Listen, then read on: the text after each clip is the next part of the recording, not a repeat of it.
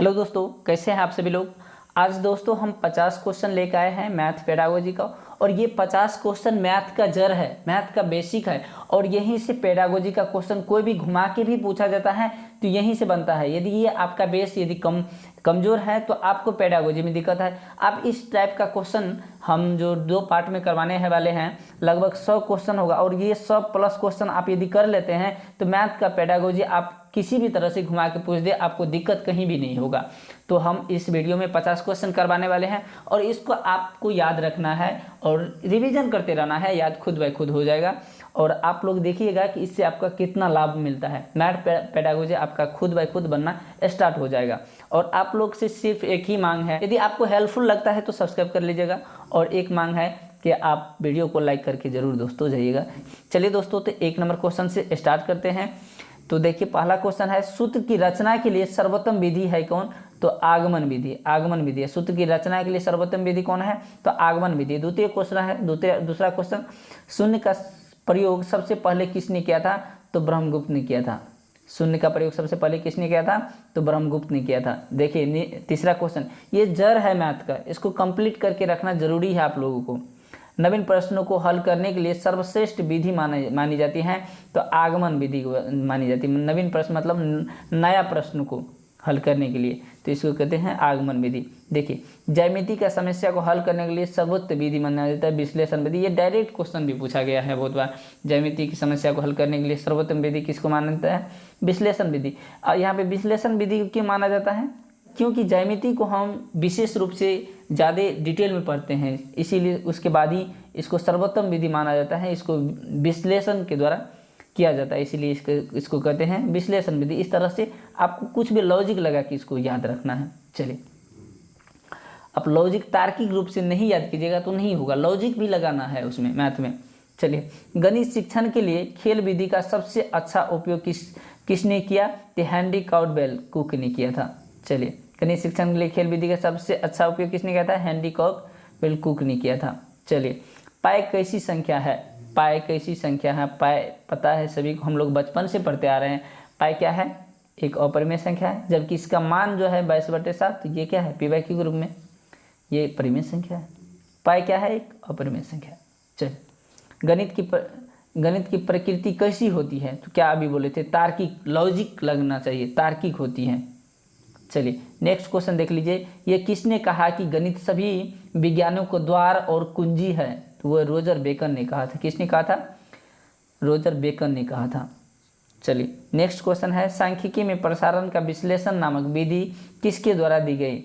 ये फिशर के द्वारा। सांख्यिकी में प्रसारण का विश्लेषण नामक विधि किसने दिया था? तो फिशर ने, सांख्यिकी प्रसारण में। चलिए नेक्स्ट क्वेश्चन पे बढ़ते हैं दोस्तों। नेक्स्ट क्वेश्चन है, गणित शिक्षण विधि के किस विधि द्वारा कमजोर छात्रों को ज़्यादा लाभ मिलता है? तो विश्लेषण विधि द्वारा। क्योंकि कोई चीज़ का विश्लेषण थोड़ा सा डिटेल में पढ़ेंगे तो ज़्यादा लाभ मिलेगा। तो कमजोर छात्रों को किस विधि द्वारा ज़्यादा लाभ मिलता है? तो विश्लेषण विधि द्वारा। और जैसे कि ज्यामिति की समस्या को हल भी किया जाता है किस विधि द्वारा? यही विश्लेषण विधि द्वारा। और कमजोर छात्र को भी इसी विधि के द्वारा सबसे ज़्यादा लाभ भी मिलता है, तो ये याद रखना है दोस्तों। चलिए नेक्स्ट क्वेश्चन बढ़ते हैं। आप लोग को ज़्यादा टाइम बर्बाद नहीं होगा, कम टाइम में ज़्यादा क्वेश्चन हम करवाने की कोशिश कर रहे हैं। यदि आप लोग को लगता है कि हाँ थोड़ा सा स्लो है तो आप लोग वहाँ से फास्ट कर लीजिए और 1.25 पे देख सकते हैं या 1.5 पे देख सकते हैं, ज़्यादा आपको फास्ट देखना है तो। चलिए यूट्यूब पे ये फीचर है, आप देख सकते हैं।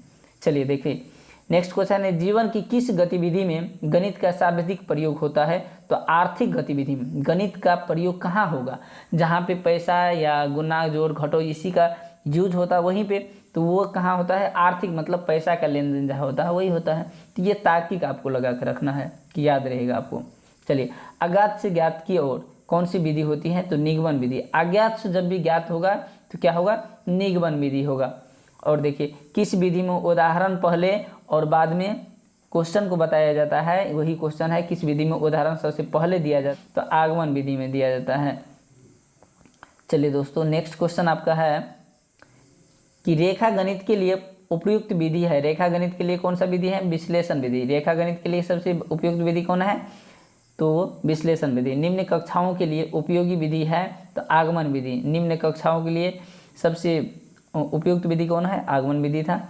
विशिष्ट से सामान्य की ओर कौन सी विधि होती है? तो आगमन विधि ही होती है, विशिष्ट से सामान्य की ओर। त्रिभुज के तीनों अंतःकोणों का योग कितना होता है? तो 180 डिग्री होता है। ये बचपन से पढ़ते हम लोग आ रहे हैं। त्रिभुज के तीनों अंतःकोणों का योग 180 डिग्री होता है। नेक्स्ट क्वेश्चन आपका है 18वां नंबर क्वेश्चन है, गणित विषय की पाठ्य पुस्तक किस विधि पर आधारित होकर लिखी जाती है? तो विश्लेषण विधि द्वारा, जिसमें विशेष रूप से होता है उसी को कहते हैं विश्लेषण विधि द्वारा। विश्लेषण विधि द्वारा होता है। विद्यालयों में गणित शिक्षा का मुख्य उद्देश्य क्या है? मतलब विद्यालय में गणित शिक्षा क्यों दिया जाता है, इसका उद्देश्य क्या है दोस्तों? तो बच्चों को सोच का गणितीयकरण करना, मतलब वो उसको गणित के रूप में ढालना, इसी को कहते हैं गणितीयकरण करना। तो इसीलिए गणित का शिक्षा दिया जाता है विद्यालयों में। चलिए नेक्स्ट क्वेश्चन आपका है, रेखा गणित को किसने व्यवस्थित रूप से प्रदान किया है? तो ये ब्रह्मपुत्र ने किया है, ब्रह्मपुत्र।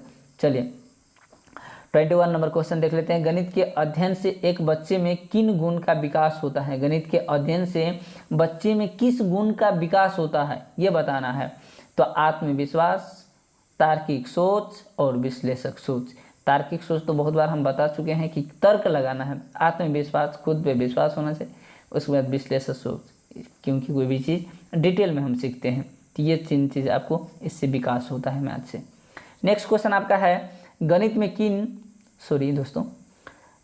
किन विधि में हम प्रायः सूत्र तथा नियमों का सहायता लेते हैं? तो इसी कहते हैं निगमन विधि में। निगमन विधि में क्या करते हैं? सूत्र का हम सहायता लेते हैं, नियमों का सहायता लेते हैं, इसी को कहते हैं निगमन विधि।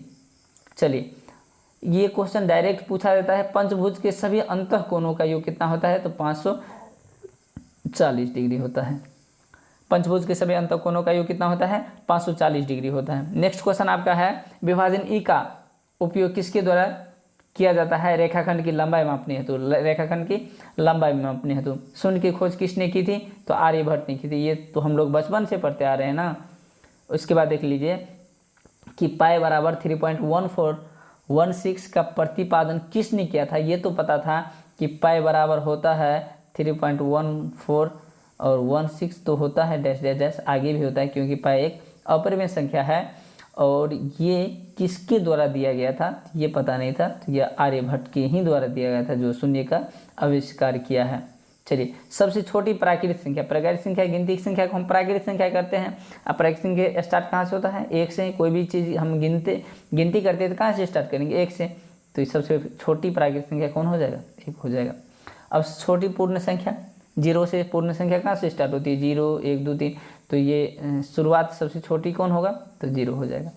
चलिए अब चलिए 2 अभाज्य संख्याओं का मौसम मतलब HCF क्या होगा? 2 अभाज्य संख्या, कोई भी अभाज्य संख्या ले लीजिए, 2 3 लीजिए, 5 7 हो गया, 11 हो गया, कोई 2 ले लीजिए आप, उसका HCF एक ही होगा क्योंकि कॉमन कुछ भी नहीं होगा उसमें। अब कॉमन कुछ भी नहीं होगा तो क्या होगा? HCF 1 होगा। अब देखिए नेक्स्ट क्वेश्चन है आपका 30वां नंबर क्वेश्चन है, किन्हीं 2 परिमेय संख्याओं के मध्य कितनी परिमेय संख्या हो सकती है? तो 2 परिमेय संख्या के बीच अनंतों परिमेय संख्या हो सकती है। आप लिख भी नहीं पाइएगा, इतना हो सकता है, मतलब अनंतों हो सकता है। कोई भी 2 परिमेय संख्या ले सकते हैं, अनंतों उसके बीच परिमेय संख्या हो सकता है। गणित एक ऐसी भाषा है, नेक्स्ट क्वेश्चन आपका है, गणित एक ऐसी भाषा है जिसमें परमेश्वर ने संपूर्ण जगत को समाहित कर लिया है, ये किसने कहा था? तो गैलीलियो ने कहा था। ये किसने कहा था? गैलीलियो ने कहा था। चलिए नेक्स्ट क्वेश्चन है, विद्यालयों में गणित शिक्षा का मुख्य उद्देश्य राष्ट्रीय पाठ्यचर्या 2005 के अनुसार क्या होना चाहिए? ये क्वेश्चन पूछा भी गया है दोस्तों, और ये हर एक बार आपको देखने को मिल जाता है इस टाइप का क्वेश्चन। तो बच्चों में चिंतन प्रक्रिया का गणितीयकरण करना है। इससे पहले भी क्वेश्चन आया था कि बच्चों में मतलब गणित जो सिखाया जाता है उसको गणितीयकरण करने के लिए, मतलब गणित के रूप में, या कह सकते हैं उसको गणित के रूप में ढालने के लिए, या गणित सिखाने के लिए, या गणितीयकरण करने के लिए इसको हम कह सकते हैं कि बच्चे को गणित सिखाया जाता है। और पाठ्यचर्या 2005 के अनुसार भी वही है। चलिए नेक्स्ट क्वेश्चन पे चलते हैं। नेक्स्ट क्वेश्चन आपका है, प्राथमिक कक्षाओं के लिए गणित शिक्षण की सबसे उपयुक्त विधि कौन है? खेल मनोरंजन विधि। खेल मनोरंजन विधि के द्वारा यदि हम बच्चे को कुछ भी सिखाते हैं तो प्राथमिक कक्षा मतलब 5वां से नीचे की क्लास के बच्चे को, तो वो सबसे उपयुक्त विधि माना जाता है। तो किस विधि को उपयुक्त माना जाता है? खेल मनोरंजन विधि को माना जाता है। कौन सी विधि में छात्र के बजाय शिक्षक का केंद्र बिंदु अध्यापक होता है? तो व्याख्यान विधि में। को का शाब्दिक अर्थ क्या है? ह्यूरिस्टिक का शाब्दिक अर्थ क्या है दोस्तों? तो खोज करना है। ह्यूरिस्टिक का शाब्दिक अर्थ खोज करना है। 40वां नंबर क्वेश्चन है दोस्तों, ह्यूरिस्टिक विधि की खोज किसने की थी? आर्मस्ट्रांग ने की थी। आर्मस्ट्रांग। ह्यूरिस्टिक विधि का खोज किसने की थी? आर्मस्ट्रांग ने। गणित शिक्षण की कौन सी विधि तार्किक प्रतिपादन विधि है?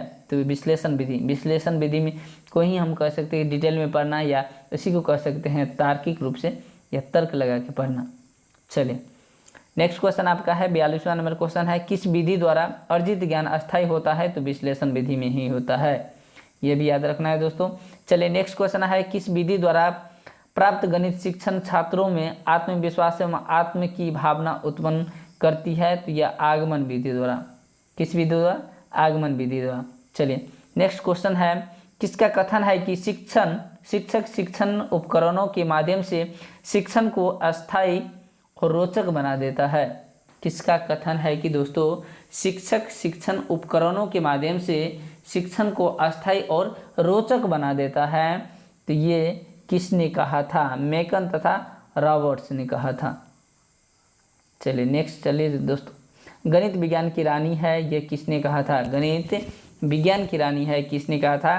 कार्ल फ्रेडरिक गॉस ने कहा था। चलिए नेक्स्ट क्वेश्चन आपका है, सबसे छोटी अभाज्य संख्या है तो जिसका गुणनखंड 2 हो सकता है, केवल 2 ही गुणनखंड होगा, ना 2 से ज़्यादा ना 2 से कम होता है, उसी कहते हैं हम अभाज्य संख्या। तो ये इसका सबसे छोटी अभाज्य संख्या कहाँ से हो जाएगा? 2 से स्टार्ट होगा, 2, 3, उसके बाद होगा 5, 7, ये सब हो जाएगा अभाज्य संख्या। तो सबसे छोटी अभाज्य संख्या 2 हो जाएगा, क्योंकि इसका 2 गुणनखंड होना चाहिए, उससे कम भी नहीं होना चाहिए। जैसे आप लोग का मन में आ रहा होगा कि 1 क्यों नहीं होगा? 1 इसलिए नहीं होगा कि 1 का सिर्फ 1 ही गुणनखंड है। हम बोल रहे हैं कि जिसका केवल 2 गुणनखंड होना चाहिए, 2 से ज़्यादा भी नहीं होना चाहिए और 2 से कम भी नहीं होना चाहिए। तो 1 का तो 2 से कम गुणनखंड है, इसीलिए 1 नहीं होगा, इसका केवल 2 गुणनखंड होता है। चलिए नेक्स्ट क्वेश्चन पे चलते हैं। गणित में हासिल लेने की प्रक्रिया किसके द्वारा दी गई थी? ये श्रीधर के द्वारा ली गई थी। गणित में हासिल लेने की प्रक्रिया किसके द्वारा ली गई थी? श्रीधर के। ये क्वेश्चन डायरेक्ट भी पूछा गया है। समषष्टभुज में विकर्णों की संख्या कितनी होती है? तो ये 9 होती है, 1.5 गुना करके।